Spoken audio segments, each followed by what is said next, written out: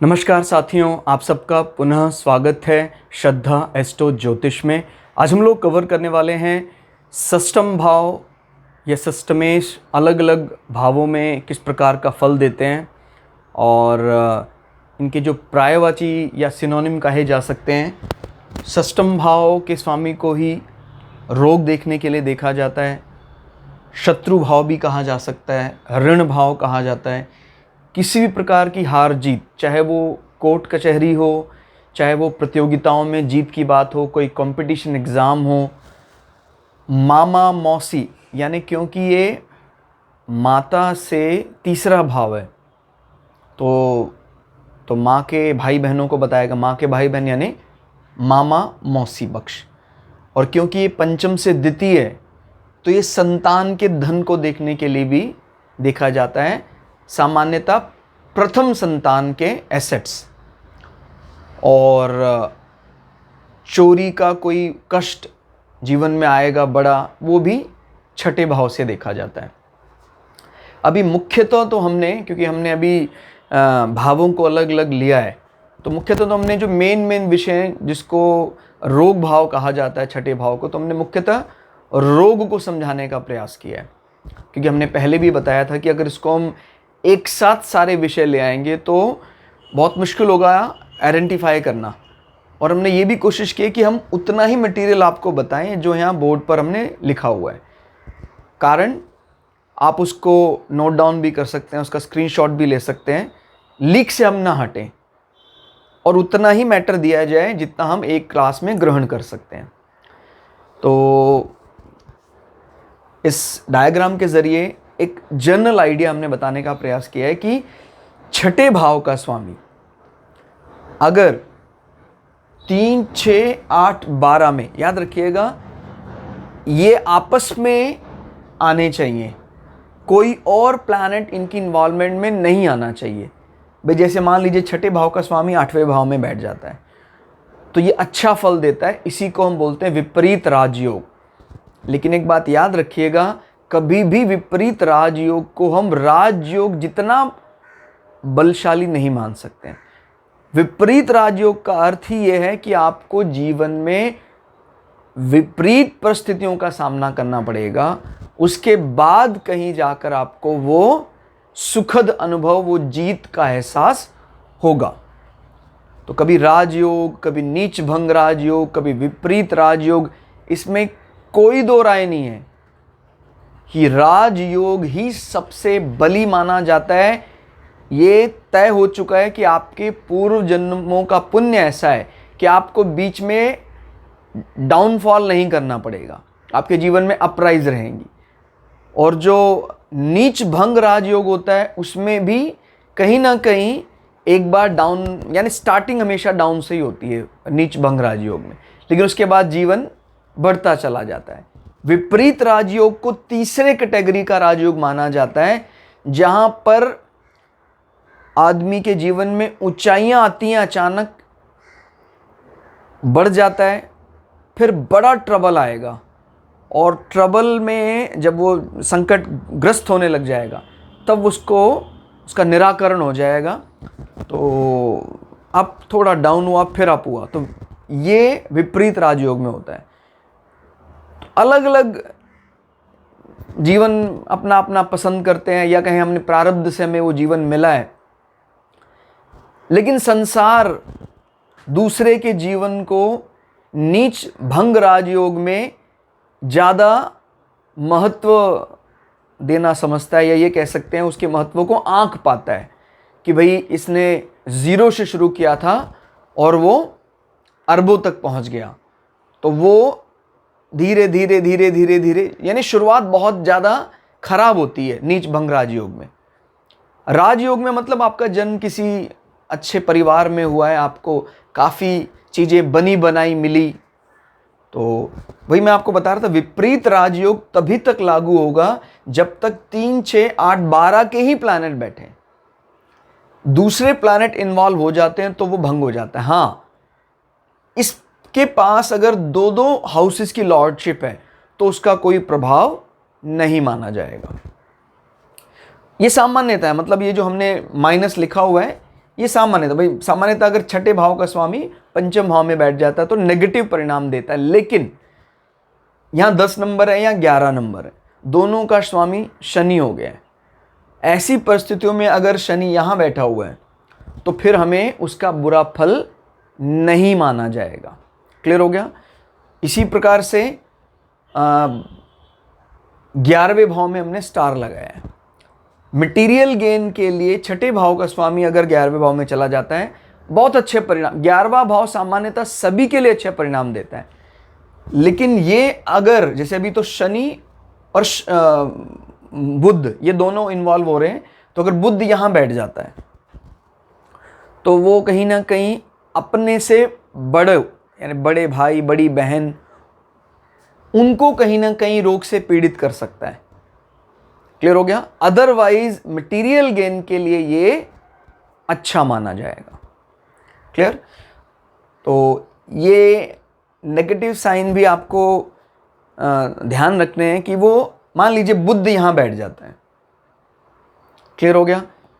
अब बुध यहां बैठा हुआ है तो चतुर्थ भाव में अगर बुध अकेला बैठ जाता है तो अकेला बैठकर वो उसके 2 एजेंडे रहेंगे, पराक्रम और आपका छठा भाव। तो कहीं ना कहीं क्योंकि चतुर्थेश के साथ संबंध बना रहा है या कहीं चतुर्थ भाव से संबंध बना रहा है, नॉट चतुर्थेश, चतुर्थ भाव से संबंध बना रहा है, तो मां को कहीं ना कहीं कोई डिजीज वो दे सकता है।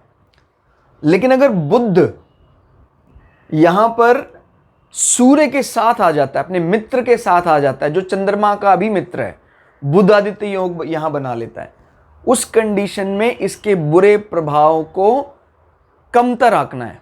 क्लियर होगा। तो ध्यान देना है कि विशेष परिस्थितियों में ये नेगेटिव जो साइन है ये अपना धनात्मक प्रभाव भी देने लग जाते हैं। अब ऐसा भी हो सकता है, मान लीजिए कई दफा कोई कुंडली आपने देखी जो लग्नेश भी है और षष्टमेश भी है और वो कहीं मित्र भाव में बैठ गया अगर या प्रथम भाव में बैठा, फिर इसके दोष को कमतर आंकना है। देखिए लग्नेश भी है षष्टमेश भी है तो वो एजेंडा तो उसको 2 प्रोफाइल मिले, उसको पूरा करना ही है ये काम। लेकिन अकेले सिर्फ ये प्रोफाइल लेकर चलना और लग्नेश के साथ ही प्रोफाइल लेकर चलना, दोनों में ज़्यादा अंतर माना जाएगा। लग्नेश के साथ अगर षष्टमेश का प्रोफाइल है तो उसको शुभतर आंकना है और खाली उसको षष्टम भाव का और किसी और का स्वामित्व मिला हुआ है तो वो इतना शुभ नहीं माना जाएगा। क्लियर हो गया। तो ये तो इन जनरल आइडिया है समझने का। बाकी इसमें कौन कौन से एंशिएंट बुक्स में जो योग है वो वर्णन यहाँ लिखा हुआ है। पिता आदि भाव यानी कोई भी भाव अलग अलग नात रिश्तेदारों को बताता है। पिता यानी हम अगर लिख लें पिता भाव यानी 9th हाउस, सिर्फ हमने एग्जाम्पल के तौर पर पिता लिखा है, अदरवाइज आप कोई भी माता आदि भाई, तो पिता आदि भावों के स्वामी। क्लियर हो गया। जैसे पिता भावों का स्वामी यहाँ पर बृहस्पति है, माँ के भाव का स्वामी यहाँ चंद्रमा है, तो वो क्या बोल रहा है, पिता आदि भावों के स्वामी षष्ठेश से युक्त होकर, छठे भाव का स्वामी यहाँ कौन है, बुध से युक्त होकर षष्ठ या अष्टम भाव में प्रतिकूल राशि में बैठे हों तो संबंधी को कष्ट। क्लियर हो गया। अब जैसे इसका स्वामी कौन है, बृहस्पति। क्लियर हो गया। और इसका स्वामी कौन है, बुध। अब ये दोनों मिलकर अगर यहां बैठ जाए और यहां बैठ जाए, क्लियर हो गया, 6 में बैठ जाए और 8 में बैठ जाए, तो किसको कष्ट मिलने वाला है, पिता को कष्ट मिलने वाला है। क्योंकि वो जो पिता का भाव है उसका संबंध कहीं ना कहीं षष्ठम भाव के साथ आ रहा है और ये दुख और पीड़ा बढ़ते जाएगी अगर वो जिसके हाउस में बैठे हैं वो फेवरेबल राशि नहीं है। अभी बृहस्पति और बुध के बीच में तनातनी है, झगड़ा है, तो बुध यहाँ पर अपनी घर में बैठा है, बृहस्पति 9वें भाव का स्वामी होकर यहाँ बैठ गया तो पिता को कष्ट देगा। यहाँ पर आ जाते हैं तो देखिए ये मंगल का घर है जो मित्र माने जाते हैं गुरु के। तो अगर हम कंपेयर करें दोनों से, ये वाली स्थिति ज़्यादा विकट होगी हेल्थ के हिसाब से पिता के लिए। क्लियर हो गया? इसी प्रकार से कोई भी भाव का स्वामी आप ले सकते हैं। भाई ये कहीं ना कहीं हमारे बार बार हमारे रिश्तेदार बीमार पड़ रहे हैं, कुटुंबी बीमार पड़ रहे हैं, ये हमारे छोटे भाई बहन बीमार पड़ रहे हैं, माता बीमार पड़ रही हैं, हमारी संतान बीमार पड़ रही है। क्लियर हो गया कि भाई ये यहाँ बैठा हुआ है। लेकिन मैंने बताया ना, दोष को कमतर आंकना है कब? जब दोनों का स्वामी एक है, तो उसके बुरे प्रभाव को डिनाई कर देना है। क्लियर? लेकिन फिर भी ये ध्यान रखना है कि अगर शनि जैसे प्लैनेट को जब, क्योंकि शनि एक ऐसा प्लैनेट है जो उसकी दोनों राशियां इकट्ठी बढ़ती हैं 10-11, तो बजाय कि शनि यहाँ बैठे, यहाँ ज़्यादा फेवरेबल है, क्योंकि शनि इस समय पंचम भाव का भी स्वामी है। हालांकि जो नेचुरल मैलेफिक प्लैनेट है उनको 6, 8, 12 में अच्छा माना जाता है, लेकिन अगर उन प्लैनेट्स को भी शुभ प्रोफाइल दिया गया है, भाई लग्नेश है, अगर मैलेफिक प्लैनेट कोई पंचमेश है, नवमेश है, तो उनको उन भावों में बैठना ज़्यादा बली करेगा। क्लियर? तो पहला सेंटेंस आपको समझ में आ गया होगा। दूसरा वाक्य, षष्ठेश होकर ग्रह पीड़ित हो। जैसे बुध यहाँ का स्वामी है और बुध कहीं, जैसे मान लीजिए बुध यहाँ बैठ जाता है और उसके साथ कोई और प्लैनेट भी बैठ जाएगा, तो जो विपरीत राजयोग का फायदा था वो भी भंग हो गया, और बुध को मीन राशि में नीच का माना जाता है। जैसे बुध यहाँ बैठ गया और मंगल भी बैठ गया, शत्रु है मंगल का, विपरीत राजयोग को भी, हालांकि मंगल इसका स्वामी, तो विपरीत राजयोग तो लागू रहेगा। इसके साथ मान लीजिए इन भावों का स्वामी ना हो वो, तो हम कह देते हैं शनि बैठ जाता है। क्लियर हो गया? तो शनि बैठेगा बुध के साथ मिलकर, तो वो कहीं ना कहीं नीच राशि में बैठ रहा है, पीड़ित माना जाएगा।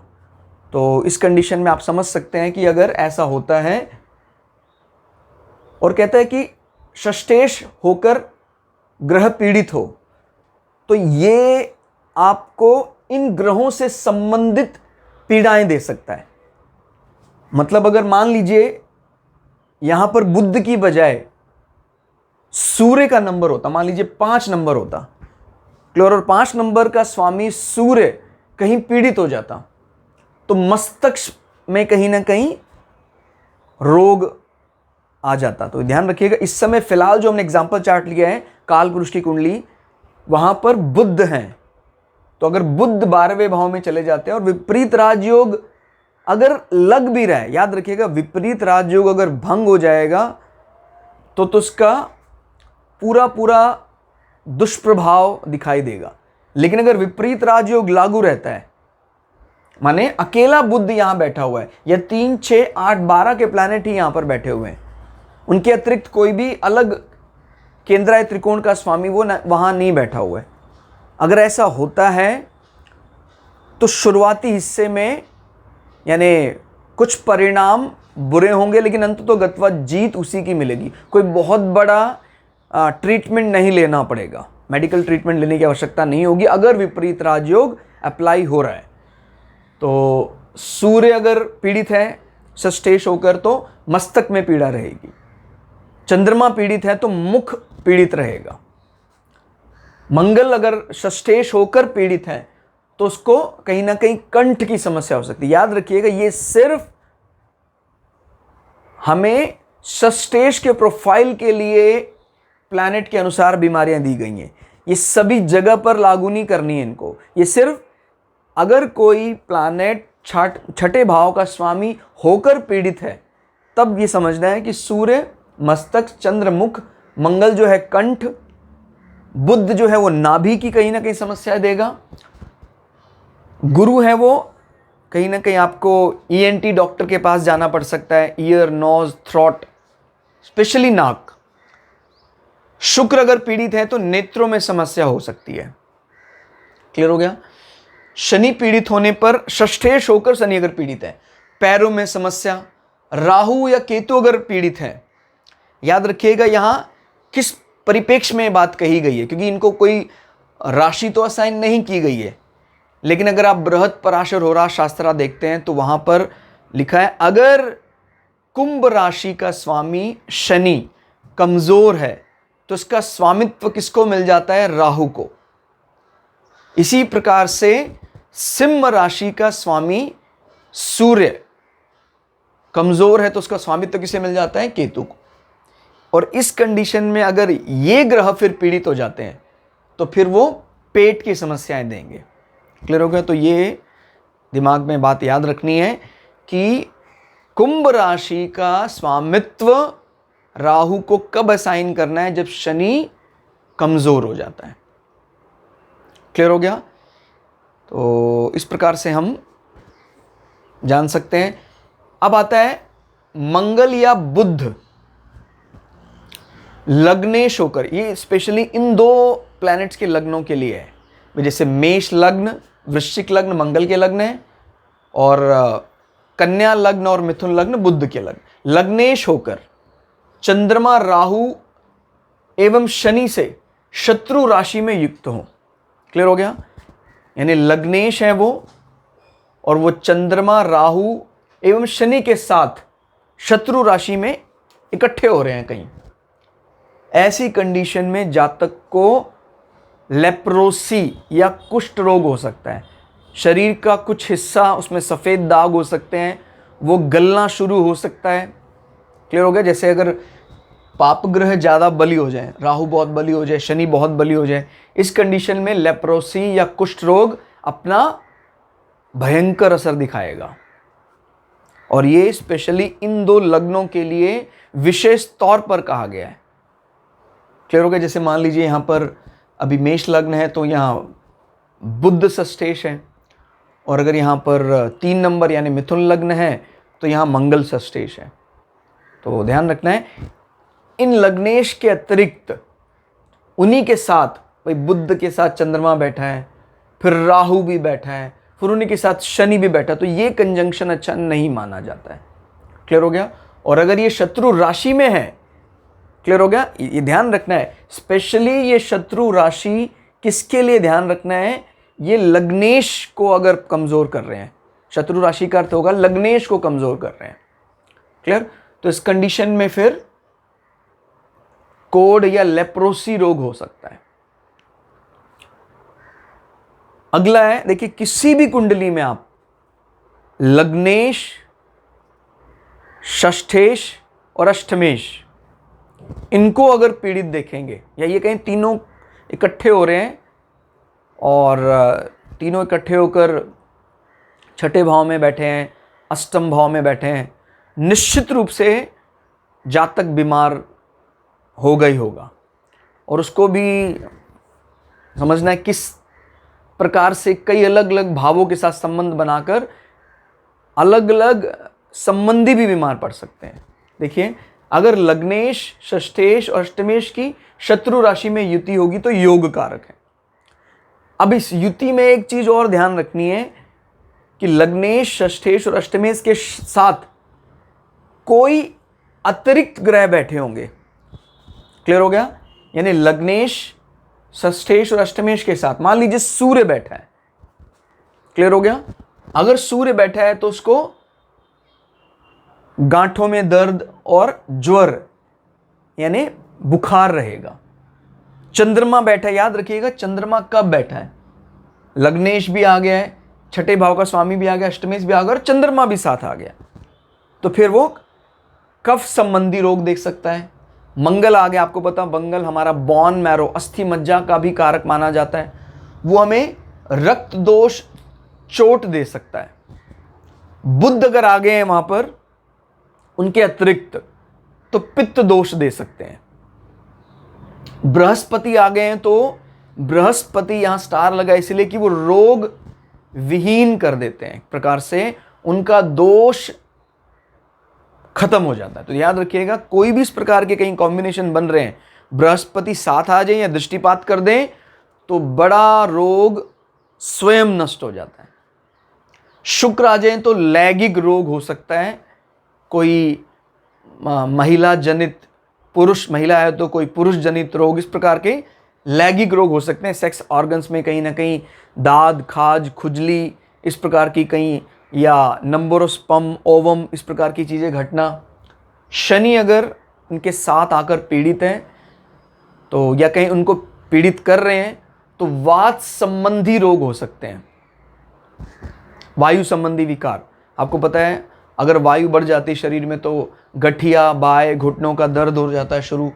राहु किसी ग्रुप डी कर्मचारी के साथ कलह, झगड़ा, क्लियर हो गया, और हाथापाई हो सकती है। आपसे छोटे दर्जे के जो कर्मचारी, उनसे झगड़ा हो सकता है। केतु अगर पीड़ित हो जाता है इनके साथ मिलकर तो नाभि में पीड़ा हो सकती है, क्लियर हो गया।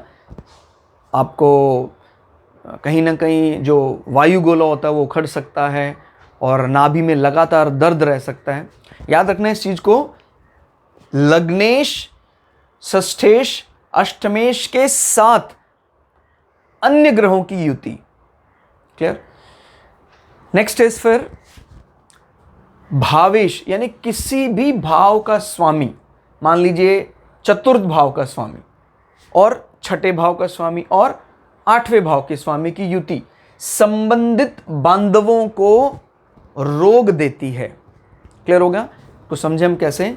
छठे भाव का स्वामी, देखिए सामान्यतः ये तो तय है कि 6 और 8 भाव का स्वामी कहीं मिलता है तो जिस ग्रह के साथ मिलता है उस ग्रह से संबंधित भाव को पीड़ा देगा। अभी ये दोनों लग्न के साथ जब मिल रहे थे तो हमें पीड़ा हो रही थी, और उस पीड़ा का अंदाजा लगाने के लिए हमने जो इन 3 ग्रहों के साथ अतिरिक्त ग्रह बैठा हुआ है, सूर्य बैठा है तो ज्वर, गांठ, चंद्रमा बैठा है तो कफ। अब हम जानना चाहते हैं कि कोई अतिरिक्त ग्रह बैठा हुआ है, मतलब कोई अतिरिक्त प्लैनेट बैठा हुआ है, लेकिन इस समय लग्नेश नहीं बैठा हुआ है, उसकी बजाय चतुर्थेश बैठा है, या ये कह सकते हैं 6 और 8 चतुर्थ भाव में बैठकर चौथे भाव को पीड़ित कर रहे हैं। चौथे भाव का स्वामी कौन है यहां इस एग्जाम्पल चार्ट में? चंद्रमा। तो चंद्रमा, बुध, मंगल, याद रखिएगा। हालांकि मंगल का दोष यहां कम आका जाएगा क्योंकि मंगल के पास लग्नेश का प्रोफाइल भी है, माने बाधा तो आएगी लेकिन जान माल का नुकसान नहीं होगा। वो शुभता, यानी वो अशुभता उसने रोक के शुभता में बदल दी। तो फिर भी लेकिन हम ये तो बात बता सकते हैं कि भाई आपका बुध, मंगल और चंद्रमा चतुर्थ भाव में बैठे हुए हैं, तो मां को कहीं ना कहीं विकार हो सकता है, और चंद्रमा बैठा हुआ है साथ में तो कहीं ना कहीं मां को मुख संबंधी रोग भी हो सकते हैं, क्लियर हो गया। और सॉरी, ये शुरुआत वाले इस कफ संबंधी रोग, याद रखना है ये अलग विकार के लिए हैं और ये जो हमने लिए ये अलग प्रकार के विकारों के लिए। और इनका रेफरेंस अगर कोई कहता है कि सर हम बाय द बुक चल रहे हैं तो रेफरेंस क्या रहेगा? बृहद पराशर होरा शास्त्रा, क्लियर हो गया। तो ये अंतर आपको करना आना चाहिए कि जिस भाव वो में छठे और 8 भाव का स्वामी बैठा हुआ है उस भाव से संबंधित कोई रिश्तेदार है, नातेदार उसको पीड़ित कर सकते हैं, क्लियर हो गया। तो ध्यान रखना है, जैसे यहाँ बैठ जाते तो ये पुत्रों का भाव माना जाता है, छठे भाव का स्वामी भी आ गया, अष्टम भाव का स्वामी भी आ गया, क्लियर हो गया। अगर ये मित्रता दिखाता है, जैसे मान लीजिए मंगल है सूर्य का मित्र है, बुध भी वैसे सूर्य के प्रति वफादारी रखता है, तो दोष को मृत्यु तुल्य नहीं आंकना है, लेकिन बीमार तो वो करेगा ही, उसका वो प्रोफाइल तो वो काम तो पूरा करेगा ही करेगा। ठीक है, लग्नेश को यहां पर लग्न का भी काम करना है, आपके शरीर को भी बढ़ाना है, लेकिन उसी लग्नेश को एक अतिरिक्त जिम्मेदारी दी गई है कि आपको ही इसके जीवन में सडन प्रॉफिट, सडन लॉसेस और इस प्रकार की जो भी सडननेस है, अचानक होने वाले नुकसान फायदे, वो आपको कराने हैं। तो उसका वो भी प्रोफाइल उसको याद रखना है। बड़ी बीमारियां या कई बीमारियों से मिलने वाला कष्ट अष्टम भाव से देखा जाता है। याद रखिएगा, अंतर है बहुत बड़ा। किसी की कुंडली में छठा भाव पीड़ित है, बहुत कमजोर है, लेकिन आठवां भाव बहुत बली है। इसी एग्जाम्पल चार्ट में ले लें, अगर हम, ये काल पुरुष की कुंडली है, बुध जो है वो नीच का होकर 12 नंबर राशि में बैठा हुआ है, और यहीं पर हम कह देते हैं कि चंद्रमा भी चला जाता है। मतलब अब क्या हो गया, उसका जो विपरीत राजयोग था वो भी भंग हो गया। लेकिन जो लग्नाधिपति है यानी मंगल, वो एक्सेल्ड कर रहा है मकर राशि में। तो उसका अर्थ क्या है, निश्चित रूप से व्यक्ति को बीमारियां होंगी। जातक बीमार रहेगा और कहीं ना कहीं ये जो स्वामी है, ये स्वामी बैठा हुआ है 12वें भाव में।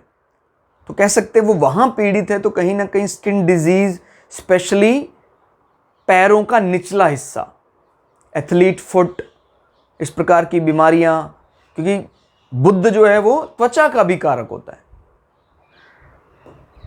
लेकिन उन बीमारियों से कोई बहुत बड़ा जीवन में अवरोध आने वाला नहीं है।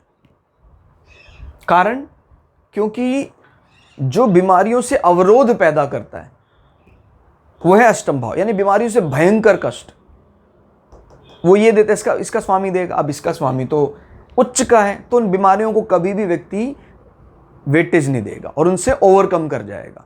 तो याद रखना है, छठे भाव का स्वामी अगर पीड़ित है तो बीमारी तो हो जाएगी। मान लीजिए किसी को शुगर है, शुगर तो हो गया, उसको 300 शुगर पहुंच गया, लेकिन वो कभी बॉदर ही नहीं करता है, टेंशन ही नहीं लेता, क्योंकि 8वें भाव का स्वामी बहुत बली है।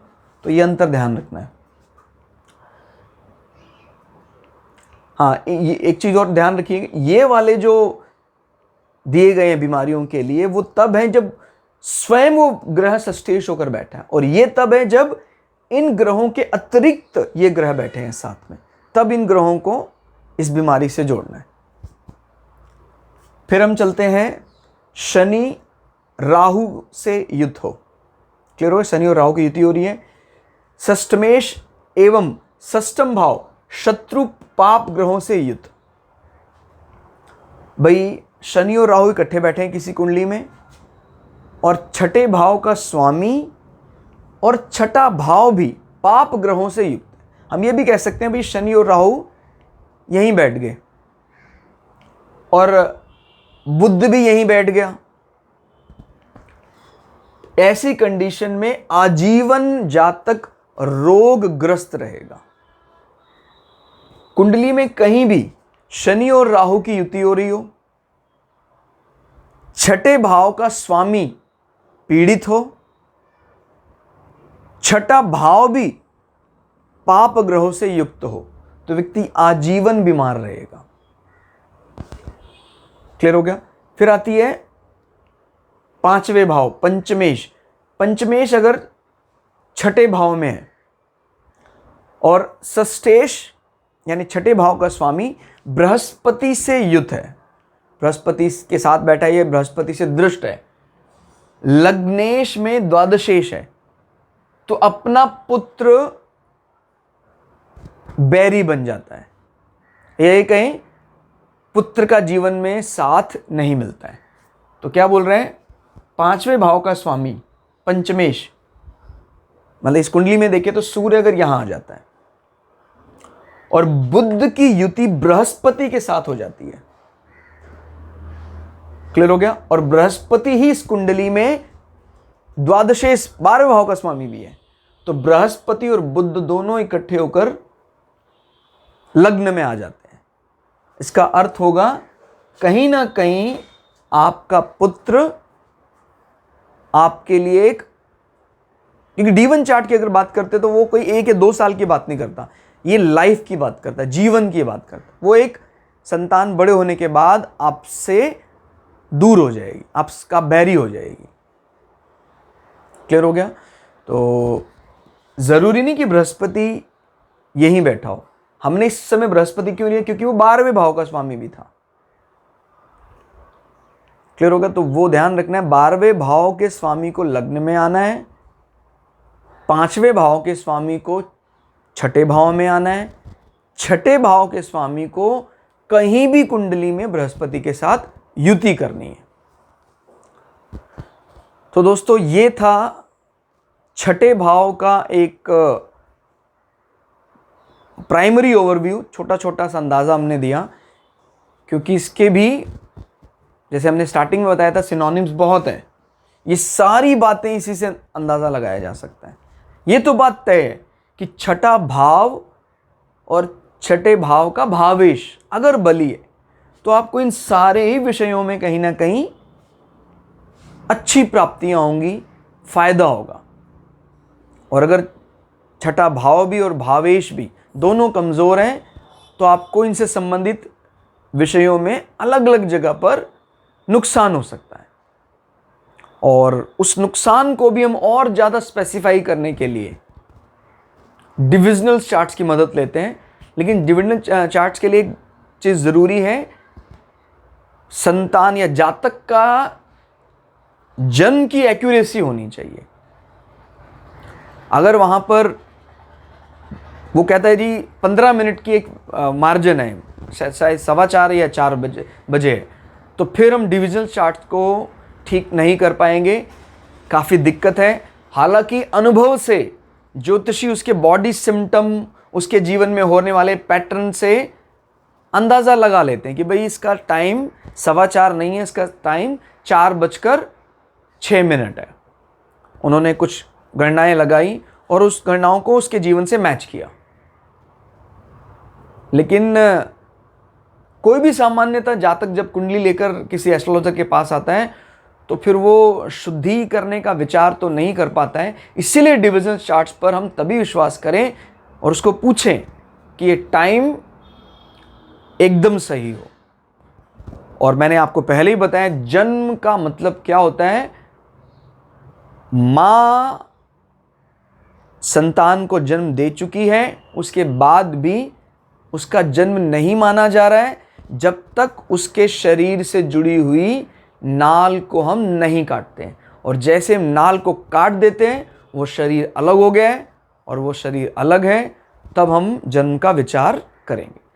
जैसे ही माँ के शरीर से, अब अलग अलग विचार रहते हैं कि भाई माँ के शरीर से उसका पहला अंग दिखना शुरू हुआ संतान का, तो क्या उसको जन्म माना जाए? नहीं, अभी वो माँ के साथ जुड़ा है, उसी से पोषण ले रहा है। पूरा शरीर बाहर आ गया, अभी भी क्या उसको माना जाए? नहीं। और हमने उसकी नाल को काट दिया है, अब वो शरीर अलग माना जाए। क्लियर हो गया? तो दोस्तों ये था छठे भाव का फल। क्लास आपको कैसी लगी कमेंट करके जरूर बताइएगा। मिलते हैं अगली क्लास में, तब तक के लिए जय श्री भगु पराशरा, जय श्री शुक्राचार्य, नमस्कार।